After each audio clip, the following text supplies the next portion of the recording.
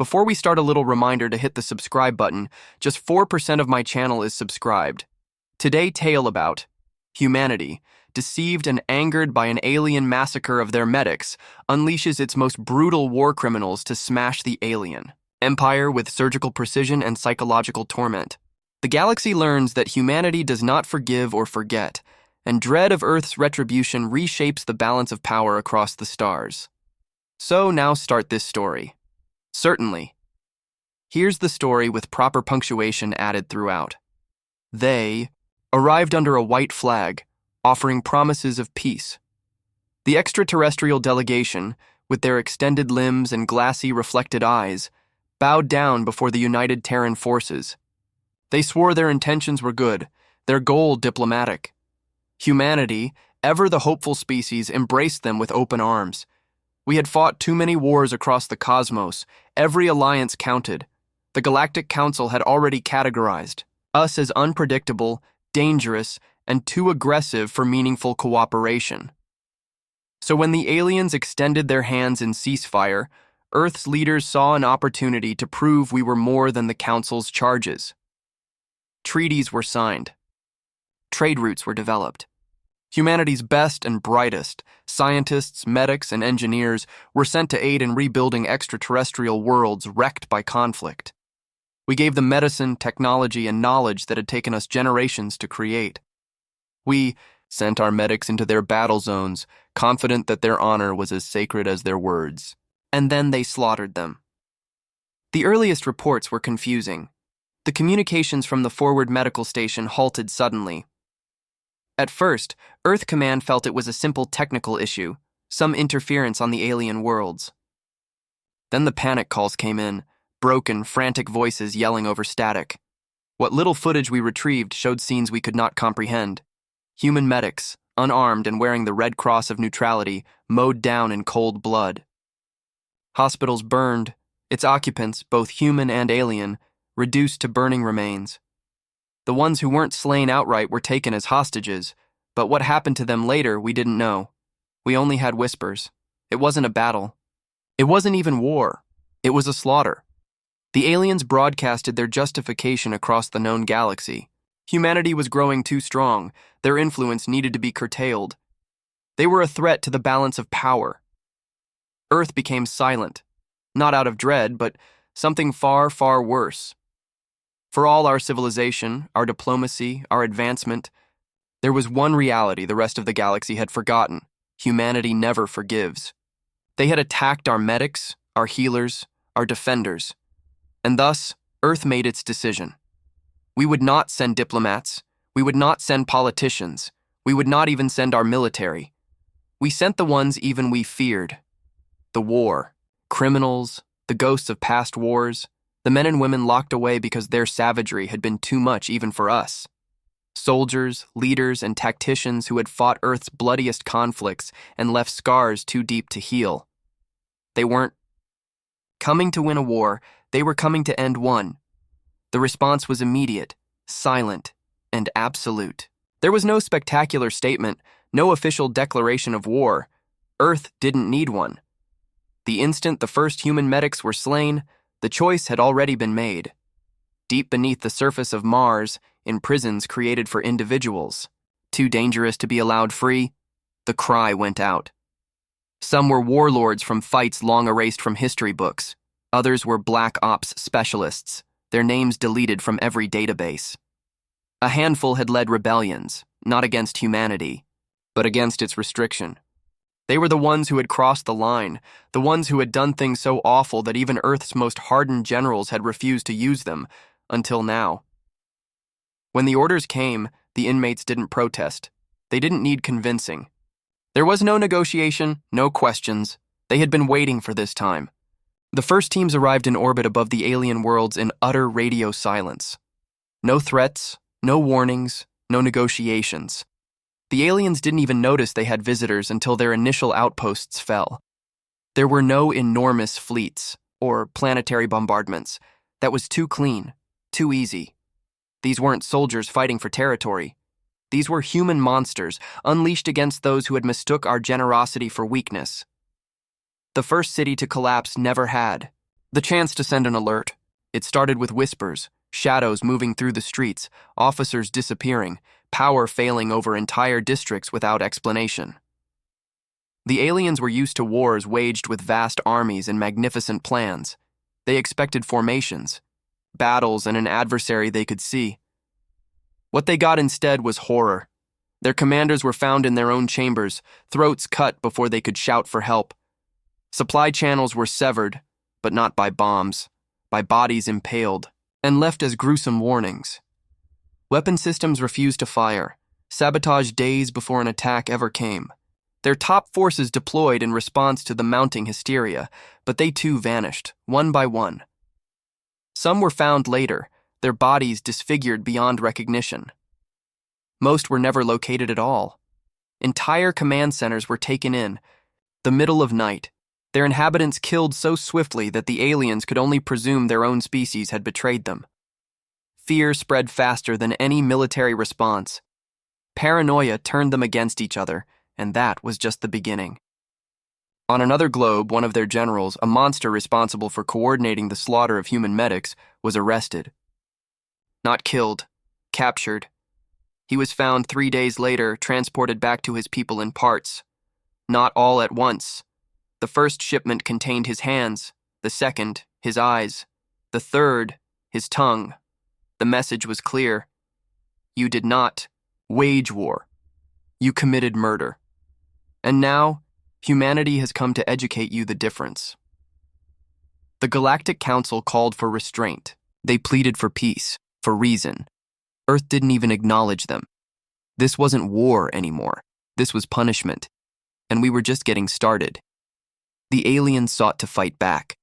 They launched their fleets, sent their finest. Men strengthened their cities with the most powerful defenses their technology could supply. It didn't matter. Humanity wasn't attacking them with fleets or troops. We weren't facing them on open battlefields or participating in noble duels. There was no tactic they could oppose, no front line they could press against because there was no front line. Their generals would send orders to defend a stronghold, only to find their command centers burning before the orders ever reached their men. Their soldiers would stand guard, guns ready, but the attackers never arrived where they expected. Instead, they found their food poisoned, their air supply tainted, their water loaded with toxins that made them claw their own eyeballs out in anguish. The war criminals weren't only killing them, they were dismantling them. It was psychological, surgical, efficient. Entire cities fell without a single human being sighted. One by one, the aliens turned on each other, accusing their own commanders of betrayal. The paranoia grew so thick that executions became common, high-ranking officials culling their own ranks, certain that only sabotage could explain their failures. And yet, it wasn't sabotage, it was us. The aliens had ruled over lesser races for centuries. They had conquered the weak, crushed resistance and established their will with overwhelming force. They thought they knew cruelty. They had no concept what true dread looked like until they confronted the ones Earth had put away. One by one, their commanders fell. Some were assassinated. Others were pulled from their castles in the dark of night. A handful were left alive, shattered, damaged, their minds converted to nothing but raw, primordial horror. They would never lead again. And then came the ultimate blow. The inmates had done their job.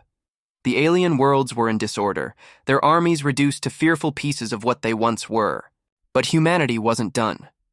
The fleets arrived next, not to conquer, not to bargain, but to make sure they remembered.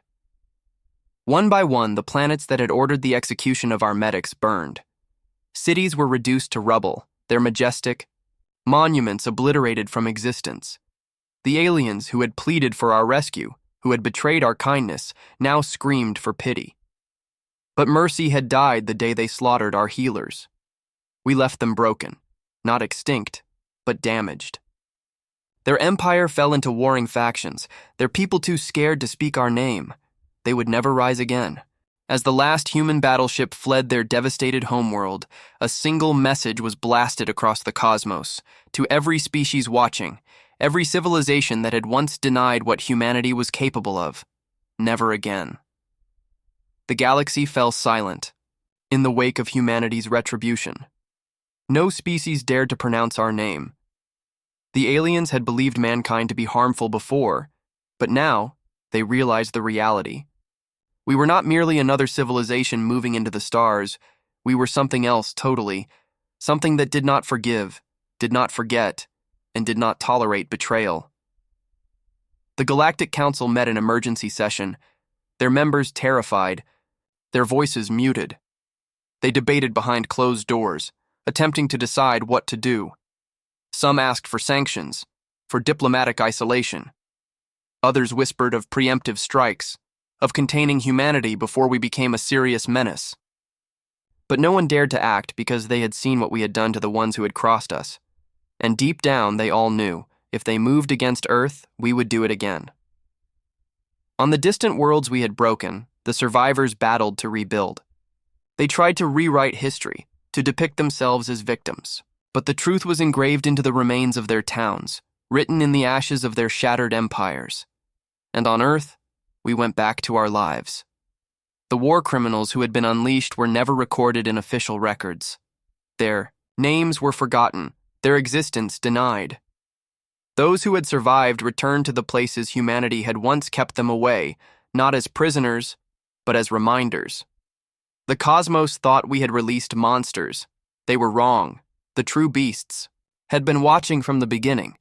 They had sat in their offices, in their war chambers, in their high towers, and made the decision that changed everything.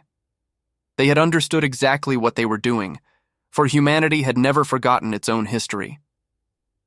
We had seen what occurred when good people did nothing. We had learned the lessons of weakness, of confidence violated, of peace mistaken for capitulation. We had previously promised ourselves that we would be better, and we were until the day they attacked, our medics. That was the day we informed the galaxy of the one fact they had all chosen to ignore. Humanity is kind, until it isn't. The years that followed were hauntingly silent. Humanity did not spread its bounds. We did not begin fresh conflicts or claim new areas. Our fleets patrolled just our own planets, our warriors remained stationed on our own worlds. And yet the cosmos remained scared. It wasn't what we did that terrified them. It was what we didn't do. Empires rose and fell, conflicts developed between species, rebellions sparked across distant worlds. But Earth never intervened. We did not take sides. We did not offer aid. We simply watched. For the first time in recorded history, the balance of power had shifted, not because of war, not because of conquest, but because of terror. The races that had once rejected us as barbaric brutes now treated us with awe and caution. The Galactic Council avoided our anger at all costs. Trade accords become unbalanced in our favor. Diplomatic confrontations always ended with humanity getting what it desired. And yet, we asked for nothing. That was what unsettled them the most. The cosmos had seen conquerors before. They had seen rulers and warmongers, species that raged across the stars, seizing whatever they could. But we weren't like that. We didn't demand tribute or enslave inferior races. We just existed. And it was enough. The damaged species that had betrayed us were abandoned to their torment. No reparations, no treaties, no second chances. They were forgotten, allowed to decay in the ashes of their once great civilizations. A new generation of their kind grew up under the weight of what had happened to them. Humanity was not a people. We were a force, a storm that had rushed through their worlds and left them shattered. And when their children asked why, their cities lay in ruins, why their elders spoke in hushed tones whenever Earth was mentioned, why their history books skipped over the darkest years of their existence, the only answer they ever received was this: because we made the mistake of thinking humanity was like us. They would never make that mistake again, and neither would anyone else. Despite the silence, despite the horror that settled across the sky, whispers began to spread. There were others who questioned the mythology around humanity. The younger races, ones who had never seen the wrath of Earth firsthand, began to mistrust the accounts. They were born into a galaxy that had already been altered by humanity's retribution, but they had never witnessed it themselves. How hazardous can they actually be? They inquired in secret meetings, in encrypted dispatches transmitted between dissident factions. Some began to contend that humanity had been exaggerated, that the destruction of an empire was the result of internal weakness, not Earth's revenge. And then there were the truly foolish ones, the leaders of new coalitions, the warlords of burgeoning factions. They interpreted Earth's lack of expansion as a sign of reluctance, of weakness. They intended to test us. The first was a small warlord from the outskirts of space. His force, consisting of stolen ships and desperate mercenaries, stormed a Terran outpost. It was a minor station, nothing of strategic consequence. He intended to elicit a response, to test if the myths were true. Earth's response was minor at first. A single ship came in his area. Just one. No fleet, no armies. The warlord mocked it. He transmitted signals of defiance, demanding Earth send its so-called monsters if we genuinely desired to make an example of him. Then the communications halted. Days passed as his men waited for word from their leader. None came, so they dispatched scouts to explore. What they found broke them. His flagship was still there, untouched. No battle damage, no indication of struggle. The only thing that had changed was the staff. They were all dead, every last one. Nor from battle, nor from explosions or gunfire. They had been executed, one by one, with surgical precision. No alarms had been triggered, no distress signals had been transmitted. The warlord himself was found in his own command chair, eyes wide in panic. A message was carved into his brow with inhuman patience. Never again. His faction collapsed overnight. His followers dissolved, spreading throughout the sky, whispering warnings to anybody who would listen. The galaxy had forgotten. Humanity had simply reminded them. And so, the stillness continued. Earth never spoke about what transpired. We never took credit. But we didn't need to. The message had been sent, and the lesson had been learned. Again. The lesson should have been enough. The galaxy should have remembered. But arrogance is a stubborn disease, and some species are slow to learn. It took a few decades, but ultimately, another faction chose to test us. They were smarter this time. They didn't send a fleet. They didn't attack an outpost. They dispatched spies. They penetrated human settlements, creeping stealthily across our cities, gathering intelligence. They examined our military maneuvers, our technologies, our people. For years, they hid among us, learning, waiting. And then they made their move. A Terran research facility on the borders of the Sol system went dark. No distress signals. No emergency broadcasts. Just silence. When Earth's response teams came, they found only one thing: a solitary scientist left alive. She was chained to a chair in the midst of the damaged facility. The rest of her team was gone. No bodies, no proof, just gone. Carved into the walls around her was a message scrawled in human blood. We are not frightened of you. Humanity didn't answer instantly. We let them think they had won. Let them believe they had touched a nerve. We waited. And suddenly, without warning, every intelligence network across the galaxy crashed overnight. Government records were removed. Security systems were breached. Communications between whole factions failed simultaneously. No one knew how. No one knew when it had started. And then the true dread began. The infiltrators, the ones who had studied us, who had strolled among us, began to disappear. One by one, they vanished. Some were found later, placed in public areas, their bodies broken beyond recognition. Others were never located at all. The faction responsible panicked. They tried to safeguard their borders, deploy their soldiers, but it was already too late. Entire command structures disintegrated as leaders were found dead in their own bunkers. Their ships drifted empty. Their personnel vanished. Their colonies reported unusual movements in the night, figures seen in the shadows, murmurs in the darkness. The ultimate blow came when their High Chancellor woke to find himself in his own war chamber, surrounded by his slain guards. He was alive, for the moment. A human was sitting across from him, cleaning a blade with meticulous slowness. No one knew who the human was, no name, no rank, no insignia, just a voice that uttered in calm, measured words, "We are not scared of you either." The next morning, the faction publicly surrendered. No terms, no bargaining. They simply gave up, disbanded their government, abandoned their weapons, and scattered across the cosmos, vowing never to cross Earth again. There was no official record of what happened to their leaders, but the message was clear. Humanity did not forgive. Humanity did not forget. And above all else, humanity did not tolerate slow learners. And thus the galaxy remained under check, not because of rules, not because of treaties, but because of terror.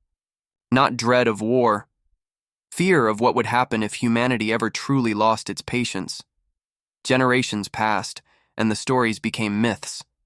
The younger cultures spoke about Earth in private, telling each other tales of the monsters in human skin, the warriors who fought like ghosts, the penalties that came swift and quiet. Some denied the truth until they met the survivors. The splintered remnants of the factions that had dared to test us never recovered. Their people still lived, but they had no future. They traversed the galaxy like refugees, plagued by their own ancestors' mistakes. And they all had the same warning: do not provoke them, do not challenge them, do not give them a reason. For centuries, the galaxy obeyed, until one day, a new empire arose. They were young, brash, brave, arrogant in the way all emerging powers are. They grew fast, capturing worlds, forging alliances, pushing into unknown space, and ultimately, unavoidably, they found humanity. At first, they respected us. They approached carefully, seeking trade, studying our history with guarded curiosity. But as their prominence increased, so did their ambition. They saw Earth's silence as complacency. They misinterpreted our lack of expansion for stagnation. And just as before, they whispered among themselves, "How deadly can they truly be?" The cycle was beginning anew. They started slowly, testing our frontiers, probing our defenses. They sent ambassadors laden with subtle threats, indications of demands. Earth offered them nothing, and then they made their error. It wasn't an attack. It wasn't an invasion. It was a simple declaration, shouted by their commander in a moment of arrogance, transmitted throughout the stars. Humanity is no longer the power it once was. It is time they recognized their place. The hush that followed was smothering. The galaxy held its breath. The aged survivors of earlier blunders paled in terror, murmuring frantic pleas that Earth would let this one slip. But deep down, they already knew. Humanity does not forget. Humanity does not forgive. And now, once again, humanity had been given a reason. Somewhere, in a place no one dared speak of, doors that had long been sealed were opening. The eye, beasts were being awoken, and the cosmos would soon remember the oldest lesson of all: never provoke Earth. Hey everyone! If you enjoy these epic HFY stories, don't forget to subscribe, press the like button, and drop a comment below to let us know your favorite portion or what stories you'd love to hear next. Your support keeps the channel growing and the tales coming. Thanks for being part of our channel.